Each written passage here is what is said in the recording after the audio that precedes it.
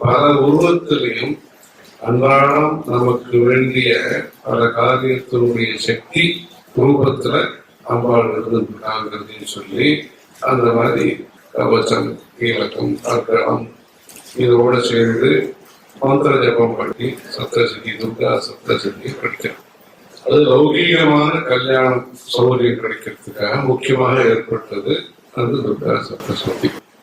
சொல்தை ரகோகே சுமராஜ்யம் ராட்சதி கொஞ்ச நாள்லயே மறுபடியும் ராஜ்யம் கிடைச்சோம். அந்த வயசுக்கும் சௌகரியங்கள் கிடைக்கும், தனதானியம் அவருக்கும் கிடைக்கும்.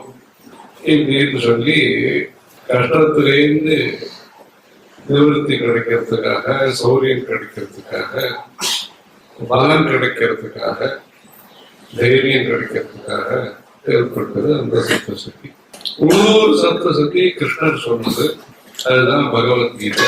அது எப்படி நடந்துக்கணும், நாம எப்படி சாப்பிடுறதுலேருந்து ஆரம்பிச்சு சாத்வீகம் ஸ்திரமான பலம், மற்றவாழ சிரமப்படுத்தாத பலம், மற்றவாழால நமக்கு சிரமம் வராத விதத்துல இருக்கக்கூடிய பலம் இருக்கு.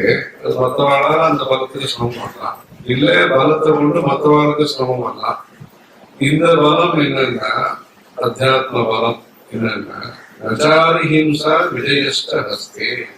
நம்ம சித்தாந்தம் என்னன்னா எதிராளிக்கும் அசௌகரியம் ஏற்படாம, அதாவது எதிராளியாலையும் அசௌகரியம் ஏற்படாம பேசுவா இருக்கலாம், ரெண்டு பக்கம் இல்லாம அதே சமயத்துல விஜயமும் கிடைக்கும், வெற்றியும் கிடைக்கணும்.